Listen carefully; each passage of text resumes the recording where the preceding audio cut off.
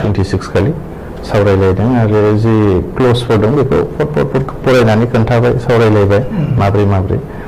ओमफ्राय दैमारि सारखौहाय खावलायबाय थादों 10 बारसो खावलायदों मिस्रआ तपन देखियाबो नोंथाङा साइनखौ होदो नोंथाङा अननानै गाबोन साइनखौ हो होनना बुंबाय थादों आरो दैमारि सारा बुंदों दि बेयाव जों सावरायग्रोनि जोंनि टीमजों जों सावरायग्रोगोन होनबाय थादों आरो सावरायनाय टाइमाथ' मोजाङानोमोन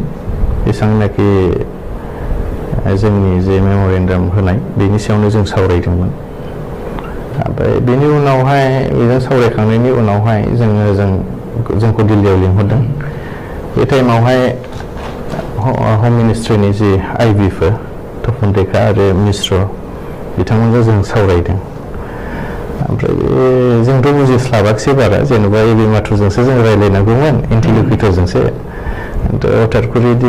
बिसोरो माब्रै बाहागो लाखो जों सानलायबाय थादों आरो जानांगौ हम मिनिस्टारा थिनदों हम एफेयार्सनि रायज्लायनानैहाय बिदिनो सुक्तिहालागै थांबाय ओमफ्राय जोङो बार बुंबाय थादों रन्जन दैमारि सारनि खोथा एबि माथुरनावबो बुंदों बेनावबो बुंदों दा रन्जन दैमारि सार जों माब्लाबाबो बे गोरोबथाखौ गनाया होननानै जों बुंबाय थादों जोंनो बिथांखौ नांगौ बिथां नङाब्ला जों सुक्ति खालामा होननानै आरो बिदिनो सुक्तिथ' खालायथारनोसै होननानै जों मिथिबाय ओमफ्राय दैमारि सारखौ मानो बख'वा बेखौ जों बुंबाय थानाय जादों आरो बेनि उनावहाय दैमारि सारखौहायबो बख'नायनि खोथाखौ होबाय जोङो सावरायबाय थाबाय बेनि उनाव एकर्डआ माबायदि जामारगोन बेखौबो जों बारा हमनो हाया जादों सावरायबाय थादों रायज्लायबाय थादों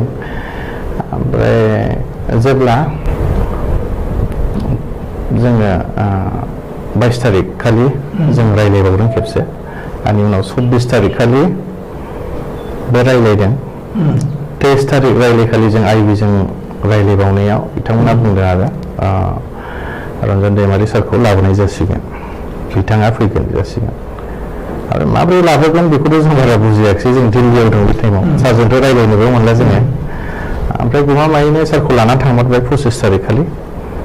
तारिख खालि सारखौ लानानै थांदों ओमफ्राय बिथाङा 26 तारिखनि फुंनि 3टायाव सहैदों थिग बिदिनो 10टासोआव हम मिनिस्ट्रिनिफ्राय फैबाय मानसि तपन देखा आरो मिश्र जों जयैनो सावरायलायबाय दैमारि सारजों सावरायलायबाय 26 खालि आरो 26 खालि सावरायलायदों आरो जि क्ल'जफोर दं बेखौ फट फरायनानै खोन्थाबाय सावरायलायबाय माब्रै ओमफ्राय दैमारि सारखौहाय खावलायबाय थादों 10 बारसो खावलायदों मिश्रआ तपन देखायाबो नोंथाङा साइनखौ होदो नोंथाङा अननानै गाबोन साइनखौ हो होनना बुंबाय थादों आरो दैमारि सारा बुंदों दि बेयाव जों सावरायग्रोनि जोंनि टीमजों जों सावरायग्रोगोन होनबाय थादों आरो ओमफ्राय बिदिनो थिग आसे होननानै बिसोरो जोंजों बिदाय लानानै थांबाय आरो प्राय 1 घन्टानि बारा सावरायदों जोङो बे आइबिनिजों जोंबो जों सावरायलायनानै दे जाथोंसै होननानै बे सहिखौ होनाय जादों आरो नेक्स्ट दिनखालि बिथांमोनाथ' बुंदों बेयाव जोंबो खोनादों खिन्थु दैमारि सारनिथ' बेयाव जेबो गोरोन्थि गैया जों बेखौ मिथियो जेराव बिथाङा 26आव फुंनि 3टायावसो सहैखादों मोजां रोखोमै स्टाडिबो खालामनो हायाखिसै मेंनाय देहा जों रायलायनाया जोंबो खिन्थु जि जोंनि MOS बेवहाय जोङो नायबाय थादोंमोन सावरायबाय थादोंमोन फार्स्टआव सावरायनाय बायदि जानायखौ जोंबो नुवाखै बेनि थाखायनो जोङो बे एकर्डखौ जोङो खालायथ'ला होननानै हम मिनिस्टारनो जोङो मोनसे मेम'रेन्डामबो होनाय जादोंमोन 22 तारिख खालि आरो 22 जानुवारि खालि खिन्थु बेथ' गनायाखिसै माने बिथांमोननि एबसुनि जे माखासे दफाफोरखौ जों बांसिन नुनाय बायदि जादों दा माब्रै बे एकर्डखौ खालायगोन बिदि सायावथ' जों एबसुजों एनडिबि मोनब्रैजों एबसुजों बेफोरबायदि सावरायनाय खेबसेबो जायाखै ओमफ्राय बेयाव गोदाव सोराव जानानै थानानै थादों आरो बिथांमोना मा रायलायदों जोंजों मा रायलायदों बिनिबो जेबो कमिउनिकेसन गैया बिदि जालायदों ओमफ्राय बिथांमोना दि बुंदों एबसुनिखौ फोथायनानैनो जे रन्जन दैमारिया नायालासे साइन होदों होनना बुङो बे बिसोरनि खोथा सानदों हयथ' बिदिनो होबाय होननानै खिन्थु ओरैनो आं जेरैबायदि बुंनाय 26 तारिखआव जों रायलायदों सावरायलायदों जोंजों सावरायफैग्रोदों एबसुजों सावरायग्रोआखै एबसुजोंहाय जोंजों सावरायखांनायनि उनावसो सावरायहैदों गोविन्द सारमोनजों सावरायलायदों खिन्थु माखासे समावहाय जे बे दफाफ्रा थिग जानाय नङा होननानै जों सावरायबाय थादों धीरेननिजों सावरायग्राखौबो जों लोगो मोना सावरायग्रामोना गुबुन जायगायाव दोनजानाय जों मोननै हान्जाया ज' थाबाय थादों फारसेजों ओरैहाय गोविन्द आरो एबसुजों ज' थाबाय थादों दा बिथांमोना मा रायलायदों बेजों जेबो माबा थायाखै आरोखि आलदा आलदा जालायबाय थाबाय ओमफ्राय फारसेजों जोंहाथ' सिन्थाखा जे रन्जन दैमारि सारानो गैया जों मा रायलायनो जोंलाय बोरै सहि होनो बे जोंनि मोनसे थाबाय थानाय जों सावरायनाया सावरायदों खिन्थु जों इन्ट्रेस्ट गैया जाबाय थादों आरो मोनसे गोसोआव नार्भासा थाबाय थादों जेराव जोंनि जि फाउन्डार जायआ प्रेसिडेन्ट बिथाङानो जुदि गैयाब्ला जों मा रायलायनो जों मा सावरायनो बिथांखौनो जुदि बख'वाब्ला जोंलाय मा खालामनो होननानै जोङो गावजों गाव रायलायबाय थादों धीरेन बर' जों बिथांजोंबो रायलायदों बिथाङा थानायमोनब्ला बिथाङा सावरायनो मोननायमोनब्ला हयथ' मोजां जागौमोन होननानै आरो बेफोरबायदिनो जोङो गभर्नमेन्टजोंबो सावरायदों नाथाय जोंनि बुंनायखौ खोनासंनानै बिथांमोना थिग बिदिनो नै 25आव लानानै थांबाय खिन्थु बेथ' जोंनि थाखाय थोजासे नङा दा ओंखारबाय थादों बेवहाय जोंखौथ' हम मिनिस्ट्रिनिफ्राय एसे दंखि होलायनाय बायदि जादों जों सानदोंमोन मा बे सुक्तिया एनडिएफबिनि बेखौनो जों सावरायगोन जोंनि मथे थांगोन होननानै खिन्थु जि हम मिनिस्ट्रिनिफ्राय बुंनाय इन्डियाया मोनसे डेम'क्रेटिक कान्ट्रि बेयावहाय सोरबा आर्मस रिभलुसन खालामनाय बेफोरखौ इन्डियाया गनाया होननानै बुंदो आरो नोंसोरथ' सिराय लानानै दावहा नांग्रासो बे खोथाया फैदों आरो माब्ला जों सिन्था खालामदों हाब बे खोथाया बबेनिफ्राय फैखो होनबा जोंजों मान रायलायदों जोंजों मान सिसफेयार खालामदों बेखौ जों सानबाय थादों आरो बबे खन्द'निफ्राय बे खोथाया फैखो दिनै नोंसोरखौ जों माने इन्डियान सरकारा गनाया होननानै निस्सय सोरनिबा माबा खोथा थानो हागौ खोमा जों साननानै थाबाय थादों आरो बिदि हिसाबैनो बे एकर्डआ मोजां जानाय नंखाला होननानै जों सिन्था खालामबाय थादों आरो दा बेनि थाखायनो जोङो बेखौ होनाय जादोंमोन आरो जेराव आरो जों सावरायग्राजोंबो रायलायनो मोना गोविन्द सारमोनजोंबो जों कमिउनिकेसन गैलायला एबसुआथ' जोंखौ रायलायखाला खेबसेबो रायलायाखै माबायदि जामारगोन बेनि सायाव दा बेफोरबायदिनि थाखायनो जों माने बे माबाखौहाय मोजां जानाय नङा होननानै सिन्था खालामनानै जों सेटिसफेक्सन नङा होननानै बे ओइदिनखालि एकर्डखौ खालायनाङा होननानै जों होनाय जादोंमोन आरो बे खोथाखौ माने इउबिपिअनिया जाहैबाय एक्सट्राखा बिसोर जाहैबाय माने बर' कसारि अट'नमास काउन्सिलनि बिसोरजों जोंहा जेबो लोब्बा गैया बिसोर जाहैबाय आलदाखा जोंहा जोंनि डिमान्डआ आलदा जि मेम'रेन्डाम होनाय खिन्थु एबसुनि बेलायाव जेनेबा सरकाराबो बुंदों जोंजोंथ' सिगां एनडिएफबिजोंसो सावरायबाय थादोंमोन एबसुजोंथ' जोंहा लाखा दाखा गैखायामोन एबसुआबो नंगौ एबसुआबो माबाखौ एसेबारे स्टेट डिमान्ड खालामदों जोंबो बेयावनो थांदों गभर्नमेन्टआ बुंदों वान्स फर अल गासिबो फैजोबनांगौ बिदि हिसाबै एबसुआबो थांबाय जोंबो थांबाय गासिबो थांबाय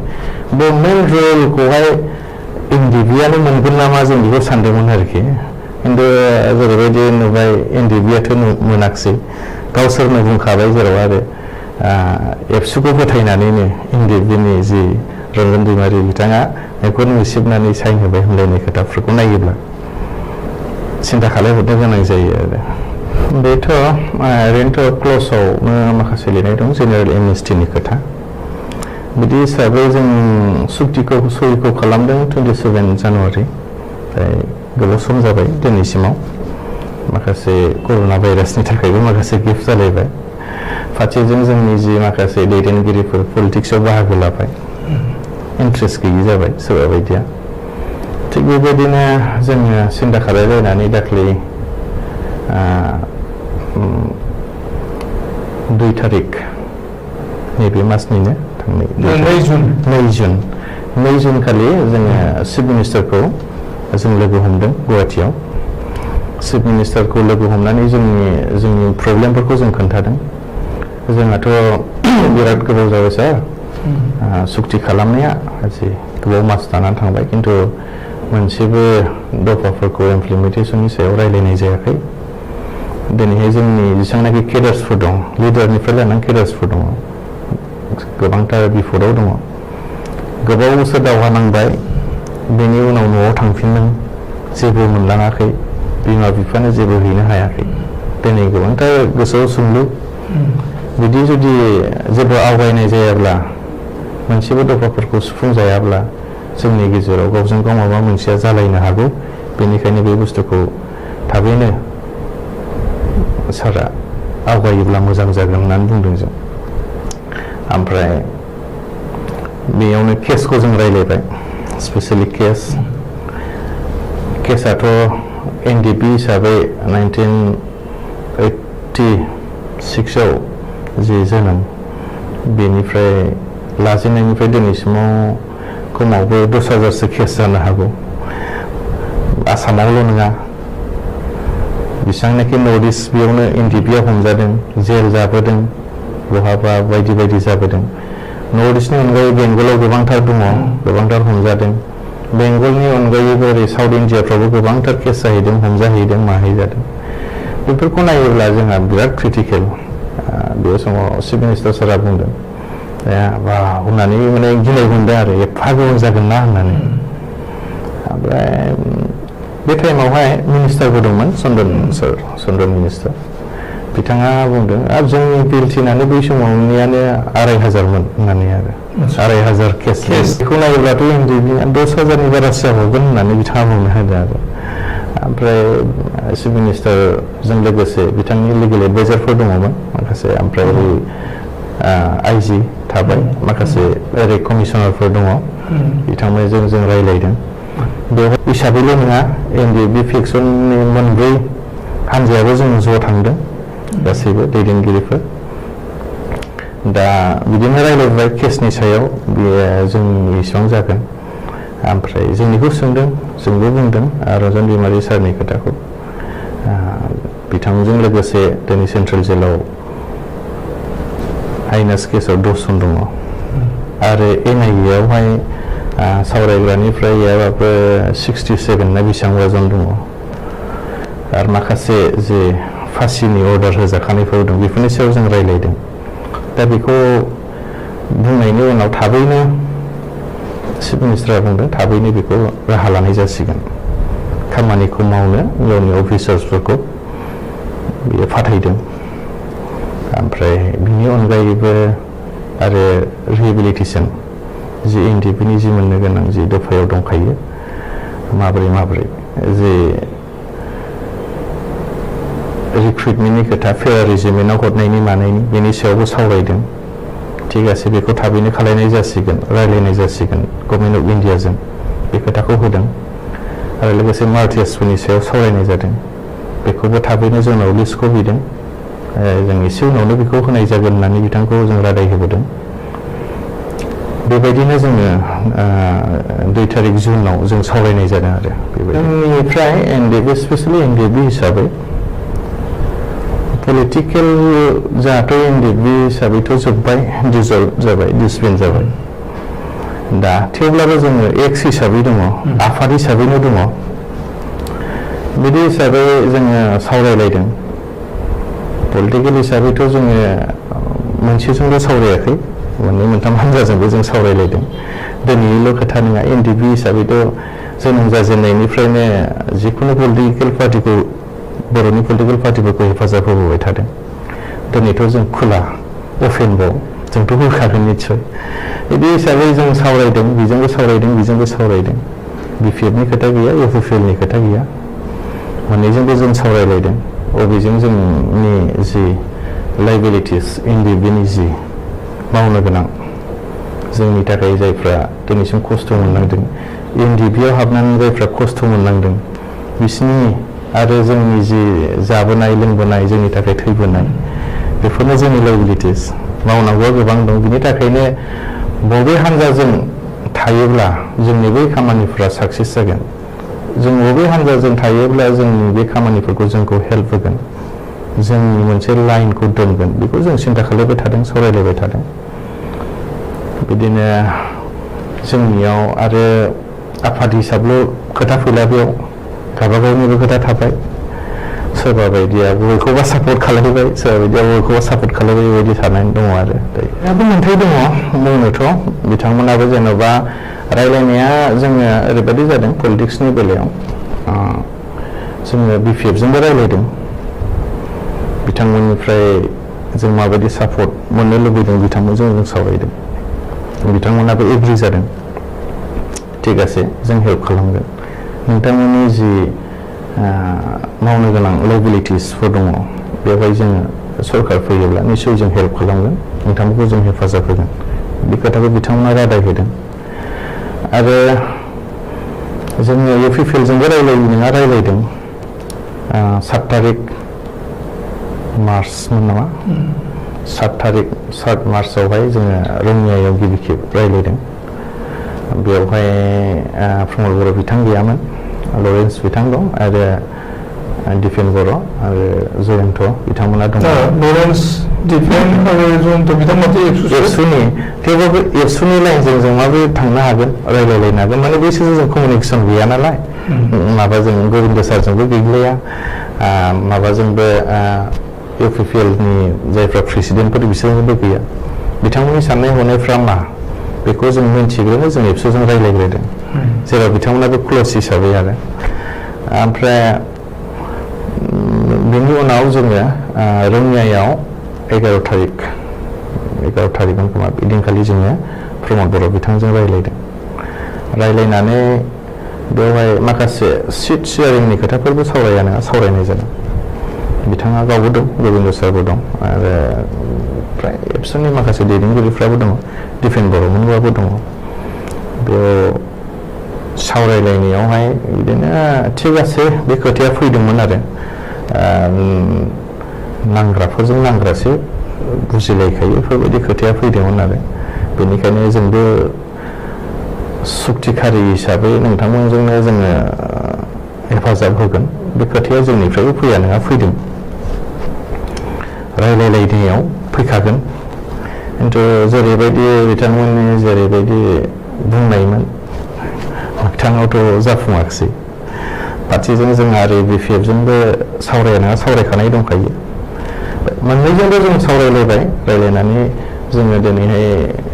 बिपिएफनि जि बुंनाय जि खोथा होनाय बेखौ जों साबसिन मोननानै नंगौ बिथांमोनानो जोंनि जि लायबिलिटिस बेखौ मावनायाव हेफाजाब होगोन आरो हाग्रामाया जाहैबाय सासे नांग्राखा बेखौबो दावहारु हिसाबै दावहारुनि दुखु खस्थ'खौ दावहारुआसो मिन्थिगोन नांग्रायासो मिन्थिगोन जेराव बिथाङाबो खस्थ' मोनगोन हाग्रा बंग्रा थानानै जोंबो हाग्रा बंग्रा थानानैनो फैनाय बिदि हिसाबै बिथाङा निसय बुजिगोन जोंनि दुखु खस्थ'खौ आरो जोंनि जि मावनो गोनां जेराव बिथाङा एक्सपिरियेन्सबो मोनबोखाबाय बेनिखायनो बिथांखौनो जों हेफाजाब होगोन होननानै जों मोनसे डिसिसन लानानै दिनै बे खोथाया ओंखारनाय जादों नोंथांनो कसुगाव बियाबाव एमसिएलए अफार होदोंमोन बिपिएफआ नोंथाङा लायाखिसै ओरैनो बेयाव अफार होनाया जाहैबाय नंगौ नङा अफारखौलाय होदों माथो आंखौ बुंनो हाला जिखुनु आंनि नामा ओंखारदोंमोन होदोंमोन ओमफ्राय आंहा बेवहाय एसेबां इन्ट्रेस्ट गैया पलिटिक्सआ जेन'बा आफादनि सासेबो सोद्रोमाफ्रा रन्जन दैमारिनि सोद्रोमाफ्रा जेरावबो गैखाया बिदि गैयि हिसाबै आंबोथ' बै असिना जायगायाव आंबोथ' थांनानै गेलेहैनांगौआबो गोरलै नङा जेराव आंनि बेवहाय रावबो बिमा बिफाबो गैया बिदा फंबाय गैया बाय बाहागि गैया आंखौ सिना जानाबो गैया बेनि थाखायनो आंहा मोनसे प्रब्लेमबो जादों फारसेजों आङो इन्ट्रेस्टबो गैखाया जेरावहाय जोंनि जि एकर्ड बिटिआर एकर्ड बे बिटिआर एकर्डखौ इमप्लिमेन्टेसन जायागौमानि बेयाव जों बाहागो लाथ'ला होननानै जों सावरायदोंबोमोन फारसेजों एसेबांनाखि लाइबिलिटिस मावनांगौ दं जोंनि जि दैदेनगिरिफोर बिथांमोनाथ' जोंनि साइडनिफ्राय जेलावसो दंखायो जोंबो जुदि आरो बे पलिटिक्सआव बाहागो लानानै जुदि माबा खालायोब्ला होमबा सोर मावनो बेखौबो जों सिन्था खालामदों बे सिन्था खालामलायनानै दे थाथ'थोंसै उनफोरनियाव माबाफोर जायोबा बाहागो लानो हागोन होननानै गावखौनो सिन्था खालामनानै आं थाफिननाय जादों आरो बिटिआर रेकर्डआ ओरैनो नायोब्ला बांद्राय जोंनि जेसेबांनाखि नांदों जि सिमांखौ नुनानै जों नांदोंमोन बिनि थोजासेथ' नंखाया संकष्ट सुदियानि खोथायाथ' फैखायाखिसै एनडिबिनि जानानैथ' गोबांथार जायगानिफ्राय नांदोंमोन बिथांमोननि थाखाय जों थोजासे जेबो लाबोनो हायाखिसै बे जोंनि मोनसे दुखु दिनैहाय बे बिटिएडिनि एनडिबि मानसिफ्राल'थ' एनडिबिआव नाङाखैमोन गलाघाटनि नांदोंमोन गुबुन गुबुन जायगाफोरनि नांदोंमोन नाथाय बिथांमोननो जों जेबो होफैनो हायि बायदि जाबाय थेवब्लाबो जोङो बिटिआरआव जेसेबांनाखि दफा दङ बियो फारि फारियै जुदि इमप्लिमेन्टेसन जुदि जालांजोबोबा बेयावनो थोजासे नङाब्लाबो सन्तुष्ट जानानै थानोसै होननानै जों दिनैसिम दङ आरो नांनानै बिटिआरखौहाय जों एकर्ड खालामबाय बे जों खिन्थु बिथां पिपल्स एक्सन कमिटिमोन आरो पिडिएमबि बिथांमोना मानि सिस्टेमनि थाखाय मा नांफिननो सिन्था खालामदों बेखौथ' जों दा बुंनो हाथ'ला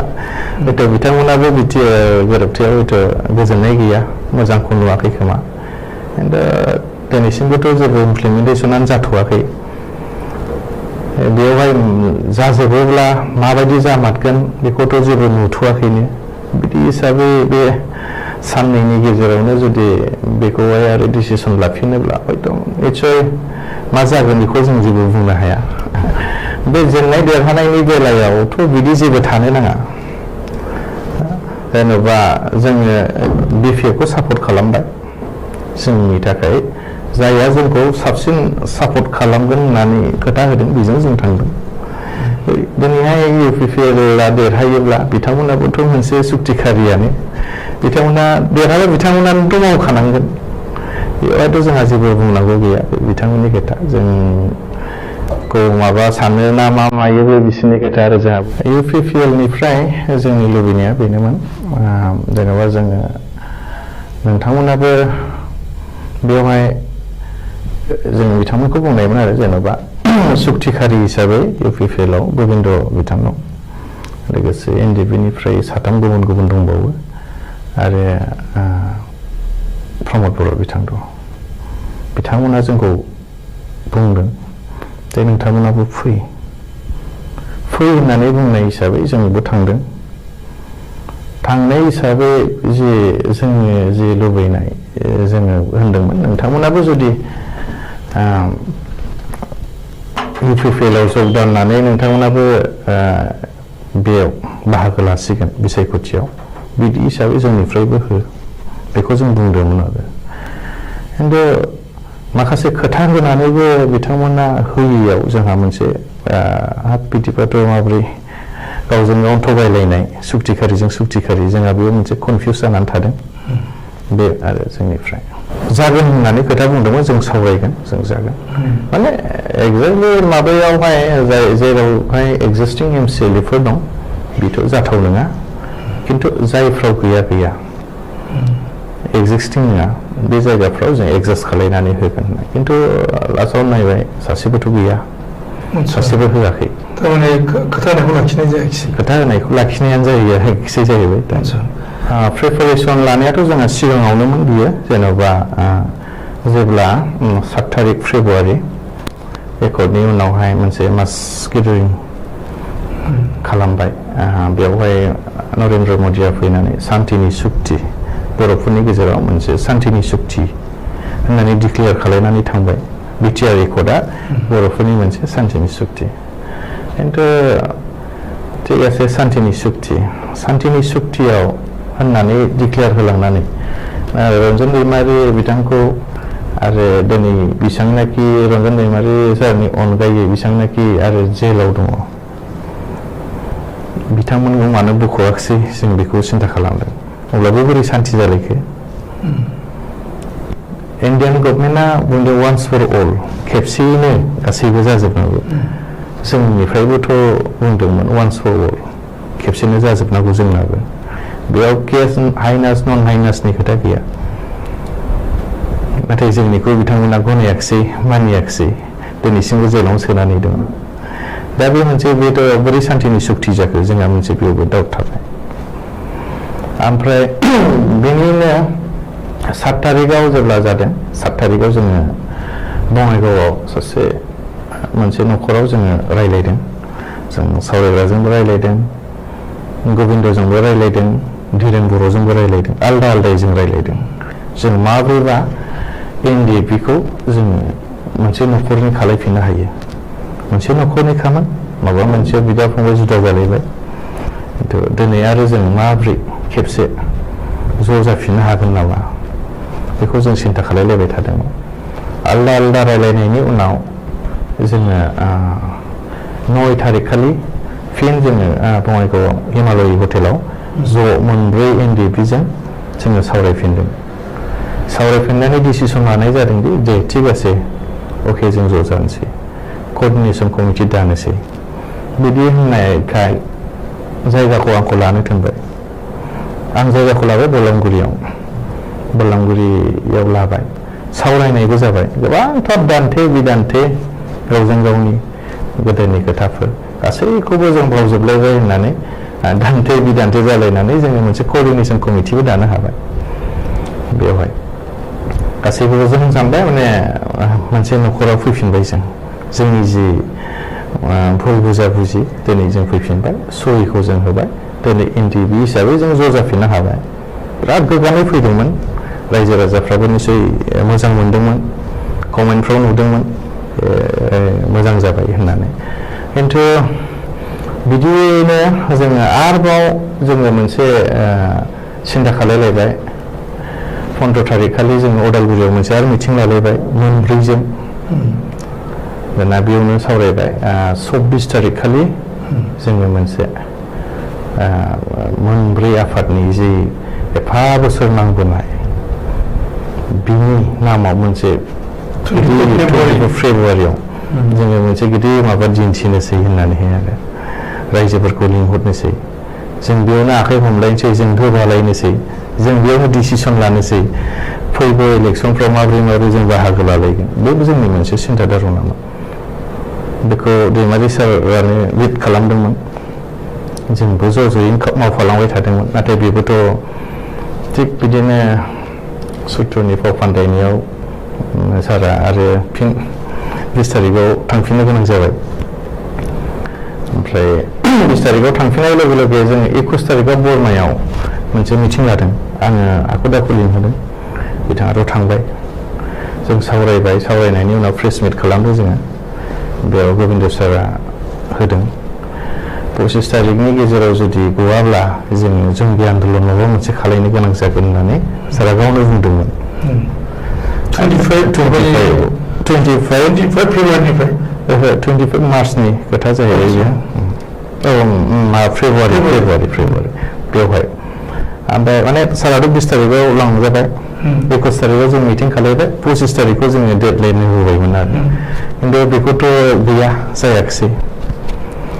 ओमफ्राय बिनि उनावहाय जोङो आरो मिटिं लाबावबाय बेयावथ' गोबिन्द सारा नुजाहैयाखिसै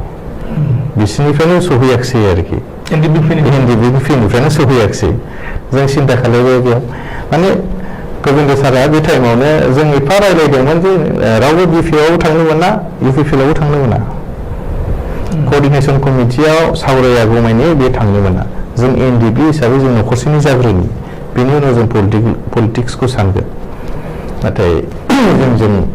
रायलायनाय खोथाखौ सिफायनानै गोबिन्द साराथ' सिगां गावसो माने इउपिपिएलआव हाबहैग्रोबाय माने जोंहा बेयाव फोथायनाय गैयि जाबाय बिनि उनावहाय बिदिनो मिटिं लिंबाय बेयाव सहैयाखिसै बिसोरो सहैयाखिसै जेनेबा ओमफ्राय साराबोथ' जेलावनो थाबाय दा मा खालायबावनो क'र्डिनेसनाथ' दा दंबाबो गैयिबायदि जानानै थाबाय दा जोङो बेनि थाखायनो जोङो दाख्लै 2 तारिखआव जे चिफ मिनिस्टारजों रायलायदोंमोन चिफ मिनिस्टारजों 2 थारिखआव रायज्लायखांनायनि उनाव जोङो बेयाव मोनब्रै NDP-खौबो जों ज' नुबाय। गोविंद सार आरो सानजारां सार बिथांमोननि एबसेन्सआव गोविंद सारनिफ्राय माखासे बिबानगिरिफ्रा सहैदों बेयावहाय जों ज' सावरायदों, चिफ मिनिस्टारजों सावरायदों माब्रै जोङो जोंनि रिहेबिलिटेसन केसेस बायदिसिनाफोरखौ जों माब्रै आवगायलांनो हागोन, बोरै फोजोबलांनो हागोन, बेनि सायावनो मेनलि जोंनि सावरायनाया। बेनि अनगायैबो जोङो मैयासो जोङो बेवहाय आरो जों लोगो लाबावदों कमिसनार IG बिथांमोनखौ जों हिरेननाथ बिथांमोनखौ जों लोगो लादों बोरै केसफोरखौ जोङो माबा खालायनो हागोन होननानै। बेयावबो जों NDP मोनब्रैजोंनो जयैनो लोगो लादों। बिरेन बर' सार दङ, सावरायग्रा बिथां दङ, जोंनिफ्रायबो दङ, NDP-निफ्राय आरो NDP-निफ्रायबो दैदेनगिरिफोर दंहैयो। आरो बेबायदिनो जोङो आरो लोगो हमबावदों, जों बेबायदिनो खोथा होबावदों आरो जोंनि जेसेबांनाखि केसफोर दं बेखौ जोङो मोनसे डेट लानानै बेखौ जोङो साबमिट खालायसिगोन आरो दायो। दानि जे सोलिबाय थानाय बे समाव आङो जिखुनु बबे राजनैतिक हान्जाखौनो हेफाजाब होआ नङा होखागोन। जाय राजनैतिक हान्जाया NDP-नि खामानिखौ आखरे मावगोन जि बिजोंनो थांफागोन। आरो आंनि दानि जि साननाय बे जाहैबाय रायजो राजाफोरजों सिथाबनानै